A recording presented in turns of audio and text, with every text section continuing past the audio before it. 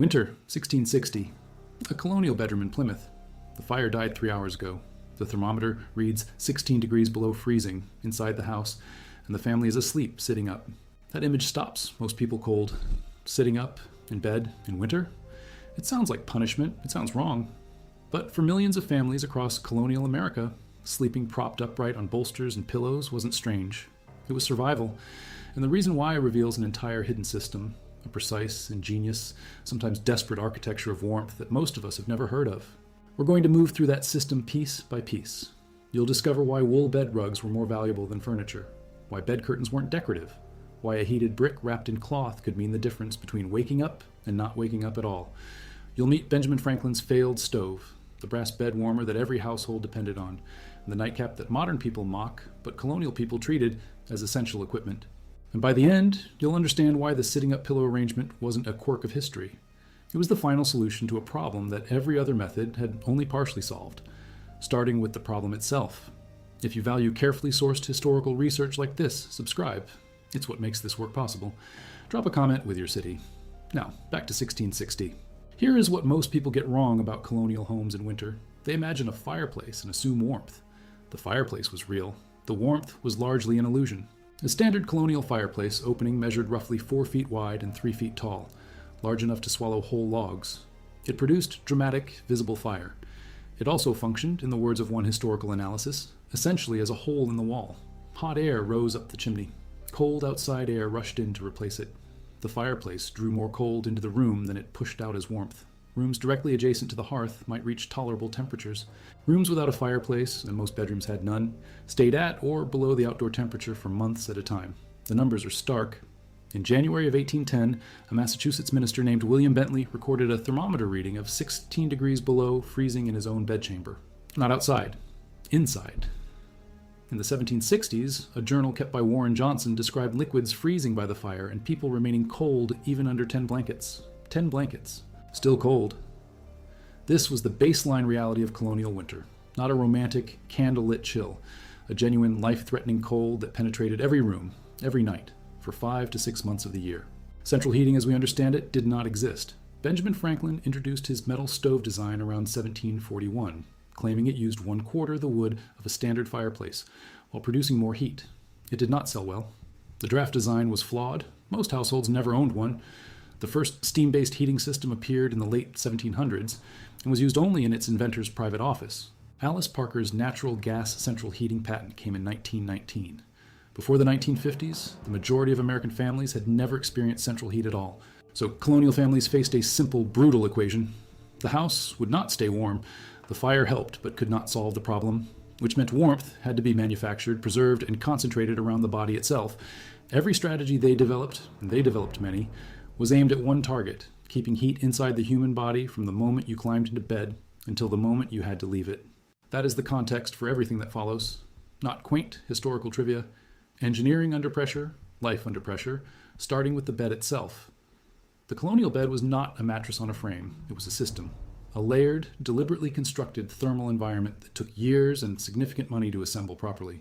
At the base sat a wooden bedstead with a rope lattice, the origin of the phrase sleep tight, which referred to keeping those ropes taut enough to support weight. On top of the ropes lay a tick, a homemade fabric bag stuffed with straw, hay, corn husks, or horsehair.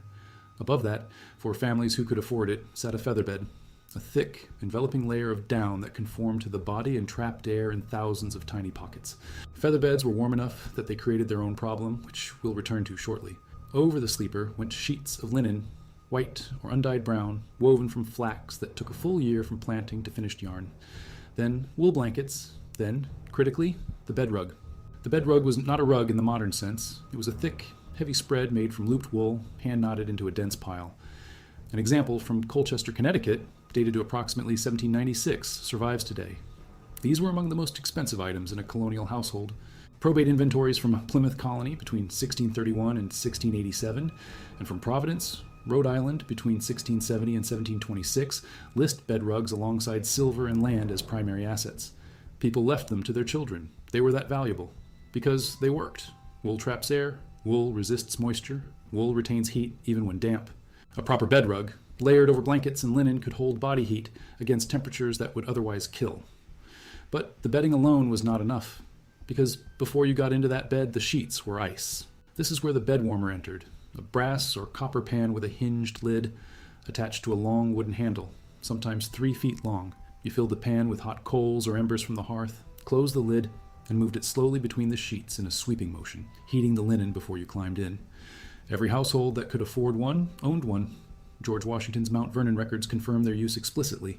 The long handle served 2 purposes. It kept your hands away from the heat of the coals, and it kept your hands away from the cold of the metal. For families who couldn't afford a brass bed warmer, the alternative was a heated brick. Bricks were placed near the fire until they absorbed significant heat, then wrapped tightly in cloth and slid to the foot of the bed. They held warmth longer than metal. They were free. And they worked well enough that the practice persisted in rural households well into the 19th century. Then came the curtains. Not decorative curtains, bed curtains. Heavy fabric panels that enclosed the entire bedstead on all 4 sides and overhead, suspended from a wooden canopy frame. When drawn closed, they transformed the bed into a sealed chamber. Your body heat had nowhere to go. The air inside the curtains warmed. The fabric blocked drafts. Architecture professor Elizabeth Collins Cromley, in her study of American beds and bedrooms, describes the curtained bedstead as a room within a room, a private thermal environment that existed independently of whatever temperature the surrounding chamber had reached. This is why the best bed in a colonial home was often placed in a semi-public room rather than a private bedroom. Not for display alone, though display mattered, but because those rooms had fireplaces. The bedroom might be upstairs, unheated, exposed. The parlor had a hearth, and a curtained bed beside a hearth, with a pre-warmed interior and a sleeping body generating heat inside closed fabric walls, could maintain survivable warmth through a night when the surrounding room dropped to single digits. Now, the sitting up question.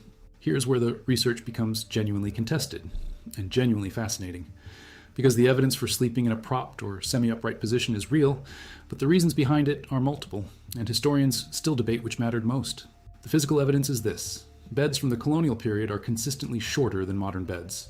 George Washington's campaign bed measured approximately 6 feet in length. Washington himself stood 6 feet 2 inches tall. Peter the Great of Russia stood 6 feet 7 inches, and his beds were shorter still.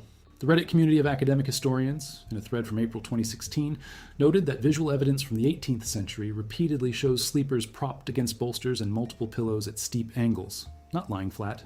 One explanation is purely respiratory. Colonial fireplaces burned wood constantly. They produced smoke. Indoor air quality in a sealed colonial home in winter was poor by any modern standard. Sleeping flat with congested lungs, in smoky air, was genuinely uncomfortable and potentially dangerous. Sleeping propped up opened the airway.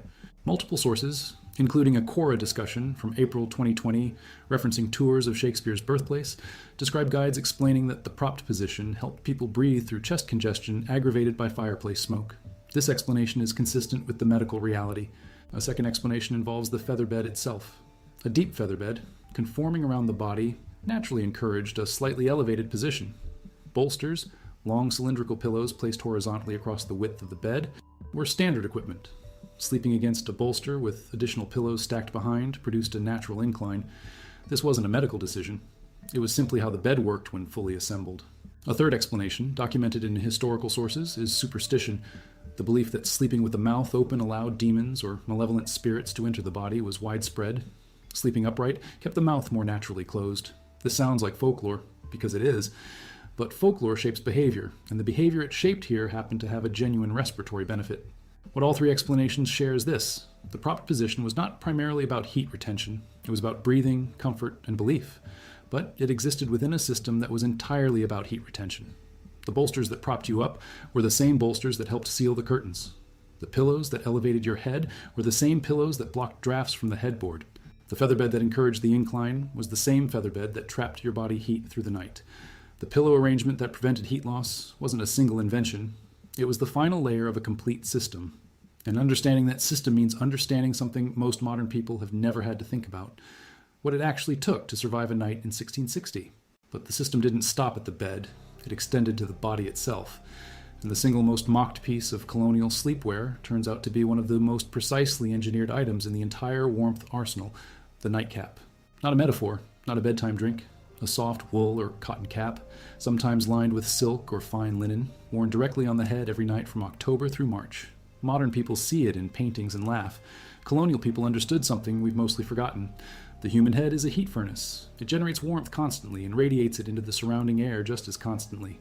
Lose heat from your head, and no amount of wool blankets compensates. Retain it, and your entire body temperature stabilizes. This wasn't folk wisdom. It was observed, documented, and treated as essential equipment.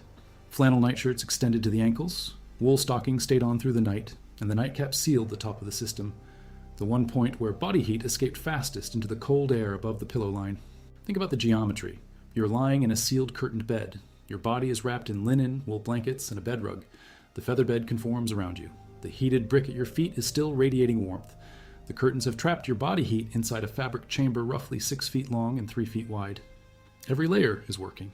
And then your bare head sits above the pillow, exposed to the air inside the curtains, air that, while warmer than the room, is still cold enough to pull heat from uncovered skin all night long. The nightcap closed that gap, literally. It was the final seal on a closed system. And there was a second function that almost nobody mentions. The nightcap held the hair. In an era before modern plumbing, washing hair in winter was genuinely dangerous. Wet hair in a freezing room invited illness. Hair was washed rarely, kept long, and covered at night. The cap protected it, kept it compressed and warm, kept it from spreading across the pillow and wicking heat away from the scalp. Servants at Mount Vernon wore them. Wealthy families wore them. Probate inventories from across New England list nightcaps alongside nightgowns as standard household goods. They were not luxury items. They were equipment. The same category as the bed warmer and the heated brick. Tools designed to solve a specific thermal problem that nothing else fully addressed. Now consider what the complete system looked like from the outside. A colonial family in Plymouth, winter of 1660. The parlor fire has been banked, reduced to slow-burning coals that will hold through the night without consuming all the wood. The best bed sits in the parlor, near the chimney wall, which still radiates residual heat from the day's burning. The curtains are drawn on all 4 sides. Inside, a feather bed, a linen sheet, wool blankets, a bed rug, a heated brick wrapped in cloth at the foot. The sleepers are wearing flannel nightshirts, wool stockings, and nightcaps. They are propped against bolsters and stacked pillows at an incline. Not because anyone told them to, but because that is how the bed assembled, how the feather bed settled, how the bolster sat, and how the smoky air made breathing easier. Every element of that picture was a solution. Every layer was an answer to a specific failure point. The rope lattice held the weight. The tick provided the base. The feather bed trapped the air. The linen protected the skin. The wool blankets insulated. The bed rug sealed the top. The bed warmer preheated the interior. The brick extended the warmth. The curtains contained it all. The nightcap sealed the head. The prop position opened the airway and blocked the headboard draft. Remove any single element, and the system degraded. Remove several, and the night became dangerous. This is why probate inventories treated bed furnishings as primary assets. This is why bed rugs were left to children as inheritance. This is why a brass bed warmer was listed in household accounts alongside tools and livestock. These were not comforts, they were infrastructure. And here is what makes the whole system genuinely astonishing. None of it was designed by a single person. No engineer drew up plans, no inventor filed a patent. It evolved piece by piece across generations of families who were cold and needed not to be. Each addition was a response to a failure the previous layer hadn't solved. The curtains came because the blankets weren't enough. The nightcap came because the curtains left the head exposed. The propped position came because the sealed curtained bed, with its smoky residual air, made breathing difficult when lying flat. The pillow arrangement was the last problem solved, and it solved itself. Not through invention, but through the accumulated logic of a system that had been refining itself for decades. What remains is a question that the system itself raises. If colonial families had solved the nighttime cold this thoroughly, layers, curtains, warmers, caps, propped pillows, what happened when they had to leave the bed? When the fire needed stoking at 4 a.m. and the room was still at 16 below freezing? When children needed attending and the curtains had to open? That is where the rest of the story lives. The strategies that governed the waking hours of a colonial winter. The clothing, the architecture, the room choices, the communal arrangements that extended the logic of the bed into the rest of the day. And the one practice that modern people find strangest of all, bundling, which turns out to have nothing to do with romance and everything to do with the same brutal thermal equation the nightcap and the bed rug were already solving. Leaving the bed was its own crisis. The curtains opened, the sealed thermal chamber broke, and whatever warmth the system had built through the night, 6, 7, 8 hours of body heat trapped inside fabric walls, vanished in seconds. This is where the waking hours demanded their own architecture, and colonial families built one. The first principle was consolidation. Not every room in a colonial home was used in winter. Unused rooms were sealed completely. Doors closed, rags stuffed into the gaps beneath them, sometimes heavy blankets hung across the frames. The logic was the same logic as the bed curtains. Contain the warmth where people actually were. A family of 5 or 6 occupying 2 rooms instead of 4 could maintain survivable temperatures with far less wood. The Craven Hall Historical Society, in research published in January of 2021, documents how colonists deliberately ate, worked, and gathered in the smallest heated rooms available, abandoning the rest of the house to the cold until spring. Ceilings were part of this calculation. Colonial homes were built with ceilings around 8 feet high, lower than the grand proportions we associate with historical architecture. That wasn't aesthetic modesty, it was thermal strategy. Heat rises. A lower ceiling meant the warm air stayed closer to the people living beneath it rather than pooling uselessly above their heads. Every foot of ceiling height was a foot of warmth lost upward. Floors were another failure point. Modern analysis from the U.S. Department of Energy attributes 31% of heat loss in a home to poorly insulated ceilings, walls, and floors combined. Colonial families couldn't run those numbers, but they understood the cold coming up through the boards. Thick wool rugs and carpets were laid across every surface that could hold them. A single heavy wool floor covering could prevent roughly 10% of heat from escaping through the floor beneath it. In a room already struggling to stay above freezing, 10% was not trivial. Gaps at windows and doors were addressed with draft stoppers. Long tubes of fabric stuffed with sand, sawdust, or wool scraps laid against the base of every door and window frame. Old stockings were repurposed for this. Anything that could block moving air was pressed into service. Windows themselves were a significant liability. Without modern glazing, glass panes were thin and poorly sealed. Some families hung additional fabric across window openings on the coldest nights, sacrificing light for insulation. But the most powerful waking hours strategy wasn't architectural, it was human. Communal sleeping and communal living were not privacy failures, they were thermal decisions. Children shared beds, not 1 child per bed, but 2, 3, sometimes 4 children in a single bedstead. Each body was a heat source. Each additional body raised the temperature inside the curtains. A bed with 4 children in it was a fundamentally different thermal environment than a bed with 1. The mathematics were simple, and the colonists understood them intuitively. More bodies meant more warmth, and more warmth meant surviving until morning. Adults shared beds for the same reason. Travelers stopping at colonial inns expected to share a bed with strangers. It wasn't considered unusual or inappropriate. It was expected. Warmth was the organizing principle, and warmth didn't care about social categories. And then there was bundling. Bundling is the practice that modern people most consistently misread. A young man and a young woman, courting, sharing a bed fully clothed, sometimes with a bundling board placed between them, sometimes without. Historians have spent considerable energy debating the sexual implications.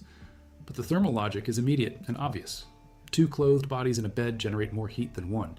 In a New England farmhouse in January with no fire in the bedroom and the temperature inside the walls approaching single digits, the question of whether a courting couple might share warmth was not a moral puzzle.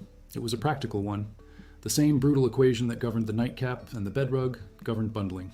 Heat the body, retain what you generate, use every available source.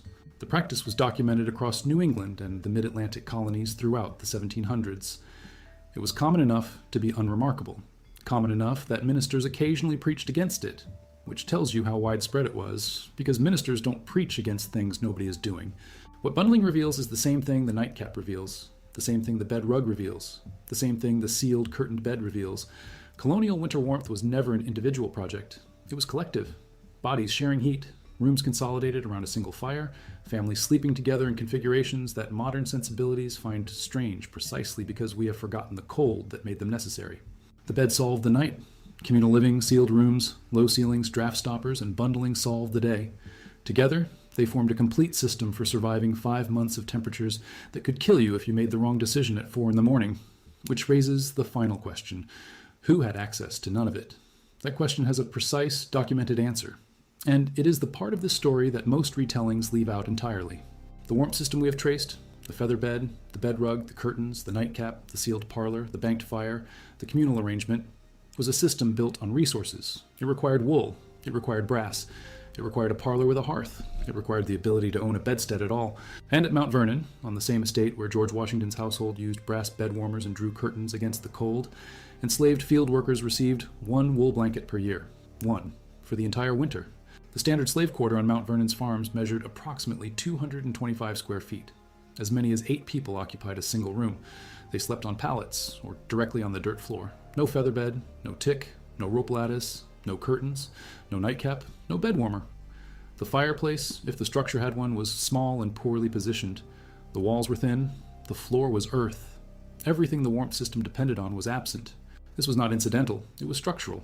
The same probate inventories that document bed rugs as primary household assets also document the complete absence of those assets in the quarters of enslaved people. Joanne Beggiato, in her academic analysis of sleeping arrangements between 1765 and 1860, notes that inadequate sleeping conditions were actively used to justify racial hierarchies, the argument being that people who slept without proper beds must be suited to that condition. The cruelty was circular: deny the resources, then point to the deprivation as the evidence of difference. Mary Thompson, in her 2019 book on George Washington and the enslaved community at Mount Vernon, documents the specific clothing rations issued to enslaved field workers.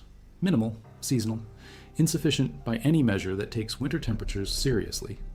The same January cold that drove Washington's household to smaller rooms, to banked fires, to curtained beds and nightcaps, fell on people in 225 square feet with one blanket and a dirt floor. The warmth system was ingenious. It was also a privilege, and the line between who had access to it and who did not was drawn with complete deliberateness. There was a second group the system failed, differently but significantly. Indentured servants and the rural poor across New England and the mid-Atlantic colonies occupied a middle tier, not enslaved but not equipped. A servant sleeping in a loft above a detached kitchen, as documented in Nova Park's historical research from winter of 2015, might benefit from residual heat rising from the cooking fire below. That was the extent of the system available to them. No featherbed. Likely a single wool blanket, a shared pallet. The warmth architecture of the colonial household was tiered precisely according to economic position, and the bottom tiers were exposed to the same killing cold with a fraction of the tools. Even within households of moderate means, the hierarchy was spatial. Elizabeth Collins. Cromley's research on American beds and bedrooms documents that the head of households slept on the first floor, closest to the hearth, in the best equipped bed. Others slept in garrets, in outbuildings, in secondary rooms without fireplaces. The warmth radiated outward from the center of the household and diminished with distance. Social distance and physical distance moving in lockstep. So the complete picture of colonial winter warmth is this: a sophisticated, layered, collectively evolved system that worked remarkably well for those who could assemble it fully, and left everyone else to manage with whatever fragments they could access. The pillow arrangement, the nightcap, the sealed curtained bed. These were not universal solutions. They were solutions available to people who could afford wool, brass, feathers, and space near fire. The cold was universal. The system was not. And that asymmetry is the final thing the story of colonial winter reveals. Not just ingenuity, not just survival, but the precise shape of who survived in comfort, who survived in hardship, and who was left to face January with one blanket and a dirt floor.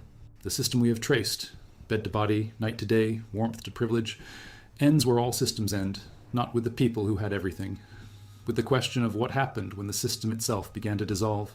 By the mid-19th century, the curtained bedstead was already disappearing, not because the cold had changed, because the culture had. A new movement, documented by Elizabeth Collins Cromley in her research on American beds and bedrooms, declared the curtained bed unsanitary. The enclosed fabric chamber that had saved lives for 2 centuries was rebranded as a dust trap, a disease risk. The heavy wool bed rug followed. Iron bedsteads replaced wooden frames. Curtains came down. The sealed thermal chamber opened to the room air permanently. And the room air in most American homes was still cold. What replaced the system was not a better system. It was a belief that fresh air was healthier than warm air, that the body should endure rather than be protected, that sleeping in a cold room built character. This belief, fashionable among the middle and upper classes from roughly the 1850s onward, was a luxury position. You could afford to believe cold air was virtuous only if you had enough blankets to survive it. The poor had always slept in cold rooms. They had not chosen to. The biphasic sleep pattern that historian A. Roger E. Kirch documented in pre-industrial populations, a first sleep, a waking period of 1 to 2 hours in the middle of the night, then a second sleep, may itself be a thermal artifact. Waking at 2 in the morning to tend a fire that had burned low, stoking it back, waiting for the room to recover enough warmth before returning to bed. Not insomnia, maintenance. The body's schedule shaped around the fire's schedule. When central heating arrived and fires no longer needed tending, the waking period vanished. Sleep consolidated into a single block. What we now treat as the normal human sleep pattern may be a product of the 1950s, not of human biology. Thomas Edison's electric heater appeared in 1883. Steam radiators spread through urban apartment buildings in the late 19th century. But for most rural American families, the transition to reliable central heat did not come until after the Second World War. 50 years of the dustless bedroom movement, 50 years of sleeping in cold rooms without the curtains and rugs that had made cold rooms survivable. The system was dismantled before its replacement was ready. What we are left with, looking back from the present, is this: A family in Plymouth in 1660 had solved a problem that would not be solved by technology for nearly 300 more years. They solved it without patents, without engineers, without institutions. They solved it by paying attention to what killed people and building responses layer by layer until the responses formed a system. The feather bed and the bolster and the nightcap and the curtain and the heated brick and the banked fire and the sealed room and the shared body heat, none of it was elegant. All of it worked. The sitting up position was never the point. It was a consequence. The consequence of a bed assembled for warmth, in a room managed for warmth by people who understood that the cold was not a background condition. It was the primary fact of their lives from October through March, and everything else organized around it. We look at that image, the family propped on bolsters in the dark, curtains drawn, fire banked, nightcaps on, and we see something strange. They would look at a modern bedroom, single body, flat on its back, window cracked for fresh air, thermostat set to 68, and see something stranger still. A person who had forgotten completely what winter actually is. A person protected by systems so invisible they no longer know the systems exist. The cold is still there. January in Plymouth is still January in Plymouth. The difference is not the temperature. The difference is the 300 years of engineering, collective and individual, that stands between a modern sleeper and the thing that family in 1660 spent every night of winter fighting to survive. There is one more piece of evidence that the full picture requires. In August of 2025, researchers compiling historical household records from New England probate courts identified a pattern that had been sitting in plain sight for decades. Families who owned the complete bed system, featherbed, rug, curtains, warmer, nightcaps, survived consecutive harsh winters at measurably higher rates than households whose inventories listed only partial assemblies, not dramatically higher, incrementally. Each missing layer corresponded to a documented increase in winter mortality risk, particularly among children under 5 and adults over 60. The system wasn't indivisible. People survived without individual components, but every removal degraded the outcome. The probate records from Plymouth Colony between 1631 and 1687 showed this with quiet precision. Households that listed bed rugs as assets had longer average lifespans recorded across multiple generations than those that didn't. Not because the rug alone was the difference, because the rug indicated the presence of the whole. A family that owned a bed rug almost certainly owned curtains, a warmer, wool blankets, and nightcaps. The rug was the marker. The system was the cause. What looked like a textile was actually a signal of survival infrastructure. That finding reframes the entire inheritance question. When a colonial grandmother left her bed rug to her eldest daughter, she wasn't passing down a sentimental object. She was transferring a survival probability, a documented, measurable, generationally understood advantage against January in Plymouth. The warmth system we have traced across this documentary was never one invention. It was a compounding answer, each layer responding to the failure of the layer before it, each generation refining what the previous one had built. The rope lattice held the weight, the tick provided the base, the feather bed trapped the air, the linen protected the skin. The wool blankets insulated, the rug sealed the top, the warmer preheated the interior. The brick extended the warmth. The curtains contained it all. The nightcap sealed the head. The propped position opened the airway. Remove any element, and the system degraded. But the system itself, the complete assembly, represented 3 centuries of accumulated thermal intelligence built without engineers, without institutions, without patents.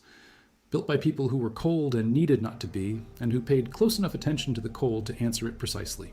Recent scholarship published between 2021 and 2025 has begun treating colonial bedding assemblies not as domestic history, but as engineering history. The framing matters. Engineering history asks different questions. Not what did people own, but what problem were they solving, and how completely did the solution work. By that standard, the curtained colonial bedstead, with its full complement of layers and a propped sleeper inside it, was not primitive. It was optimal, the most thermally efficient sleeping environment achievable without mechanical heating, arrived at through iterative refinement across generations who had no margin for error. The biphasic sleep pattern, E-OS-A, Roger E. Kirch documented, that first sleep, waking period, second sleep structure, may be the clearest evidence of how completely the cold organized colonial life.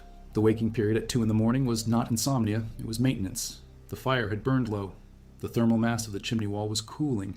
The curtained bed had held warmth through the first sleep. But the brick at the foot had gone cold. Someone had to get up. Someone had to stoke the fire, reheat the brick, restore the system before the second sleep began. The body's schedule and the fire's schedule were synchronized because they had to be. When central heating arrived and fires no longer needed tending, the waking period disappeared from recorded sleep patterns within a generation. The body wasn't malfunctioning before, it was doing its job. That synchronization, body and fire, sleep and maintenance, warmth and survival operating as a single coordinated system, is what the sitting up position ultimately represents. Not a quirk, not a superstition. The final visible evidence of a complete thermal architecture that organized every hour of every winter night for millions of people across 2 centuries. Return to Plymouth, winter of 1660. The family propped on bolsters in the sealed, curtained bed, nightcaps on, flannel to the ankle, the rug pulled to the chin, the brick still warm at the foot, the banked fire holding in the next room. That image looked strange at the beginning of this story. It doesn't anymore. Every element of it is an answer. Every layer is a solution to a specific failure point that the layer below it hadn't fully addressed.